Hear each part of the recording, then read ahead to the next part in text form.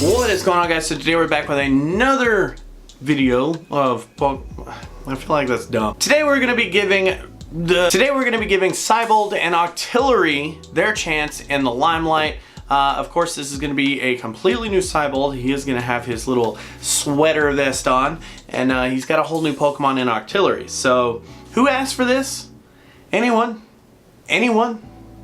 I don't think so. Either way, we now have a new Siebold that ditches Clawitzer and replaces it with Octillery. We are a water type with a pretty standard weakness to the electric typing, so that's okay. We do have a tech roll, which is actually pretty interesting. So let's take a look at our stats and try to figure out what we're working with here. So with HP, we do clock in at 541, attack of 139, defense of 190, special attack of 231, special defense of 190, and a speed of 178. And straight away, I would say those are pretty mediocre stats. They're not amazing, they're not horrible, but they're not great. They're just average.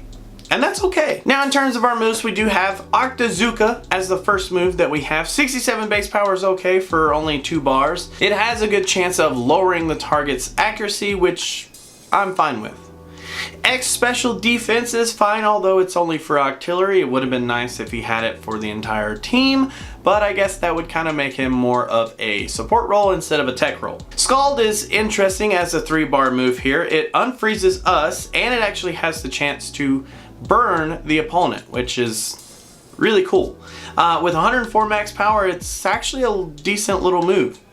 Only the best sharply raises our defense and special defense, which is awkward considering we already have X special defense. It's nice, I guess, that we have a way to get to +6 on our special defense though. Now, of course, we do have our sync move, which is a pretty typical tech sync move, only 240 on the power. Gourmet Octazooka it's okay, that's pretty much all it is. It's a pretty much a special move, and its power increases if the target is burned, which I actually think is actually a really cool thing, because with Scald you can kind of do some interesting stuff there. Or if you pair Siebold and Octillery with a pair that maybe can help out with the burn, it kind of gives some more oomph to his sync move. And of course we do have a few passives that we can work with here. Hostile Environment 1, which does give us a better chance of inflicting status conditions with our normal moves, which is actually really good. Fortuitous 4 does have a good chance of raising our stats when an attack is successful, which is fine. And lastly, Piercing Gaze, which means our attacks never miss. Now that is the interesting part that I like about Octillery here. So basically, if we have Piercing Gaze, and then we utilize Scald, we actually can do a pretty big chunk of damage with Scald, and then we actually have Hostile Environment, which increases the chance of burning the opponent, which then we can use Gourmet Octazooka, which actually increases its power. You see kind of like how his kit really starts to form here? I really like it, actually. In terms of damage output though, initially I wasn't impressed with Octillery, but after seeing that we have Piercing Gaze, I have a little bit more faith in Siebold. As a tech, he's not gonna live up to like Will or anything like that, but when it comes to damage, he won't necessarily be abysmal either.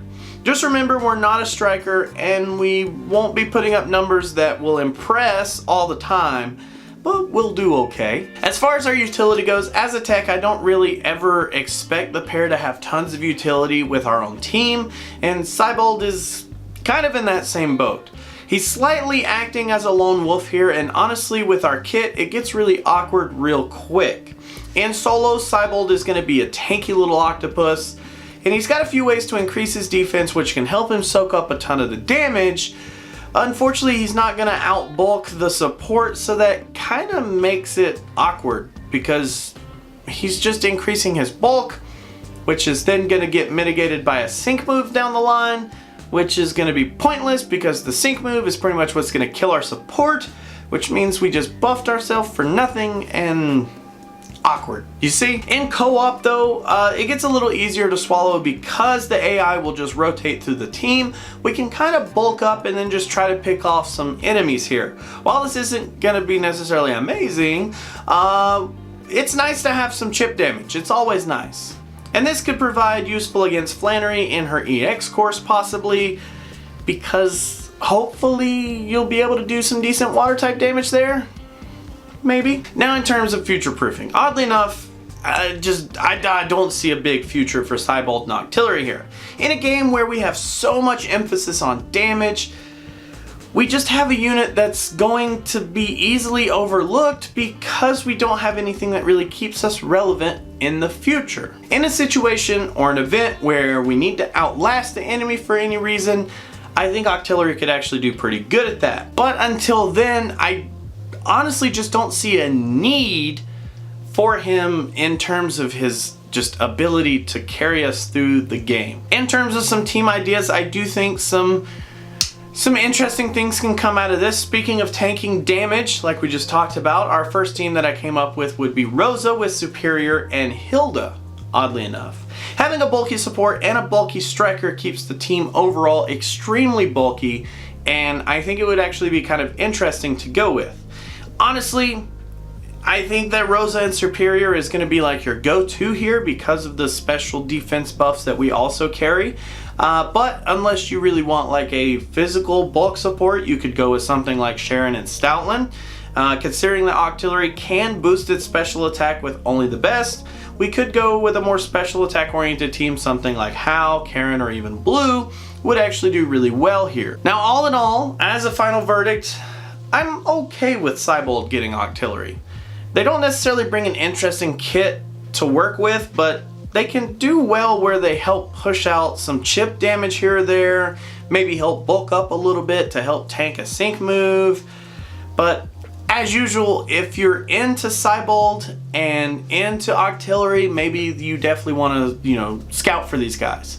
But otherwise, I just don't see a whole lot of point in like really pushing hard to get these. They're just unfortunately not going to live up to a ton of the things that we need. It's just not going to be there for us. But that is actually going to be it for Siebold and Octillery, guys. Thank you so much for hanging out. Thanks so much for watching. As always, I do want to do a quick sync pair scout though.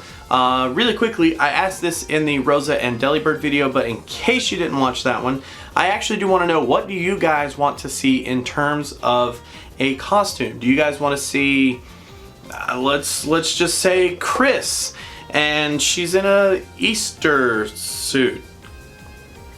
It could work. Either way, let's go ahead and, you know what? I don't even care. I don't even want Chris at this point. I just really want to have Grimsley and Lifehard. And this will only be the second time I've summoned on this banner, so maybe some good stuff. Some good stuff. No crazy animation to start with. Let's see what kind of antenna we get. Just a 3-star antenna. I do not want to go overboard on this banner. Okay. But I definitely do want him because of the interesting little kit that he provides, and because I'm just stuck on being a collector. But either way, that is actually going to be it for this video, guys. Thanks so much for hanging out. Thanks so much for watching. Always remember that if you want to join the Discord, it is going to be linked in the description below. But until tomorrow, I'm going to go ahead and head out and see. Thank you guys so much for watching. Always remember that if you like videos, you could do that, but if you don't, you could be that guy. Otherwise, let me know what you have to say down in the comments below about the video. I do highly appreciate you guys watching. If you guys want to support me in any way, there are several links down in the description for Patreon, joining the community here on YouTube, or even just directly PayPal if that's your thing. I greatly appreciate everyone's name that's on screen, as you guys have showed some sort of support outside of just viewing the videos, and I thank you guys. You don't understand from the bottom of my heart. So until our next video, guys, I will catch you then.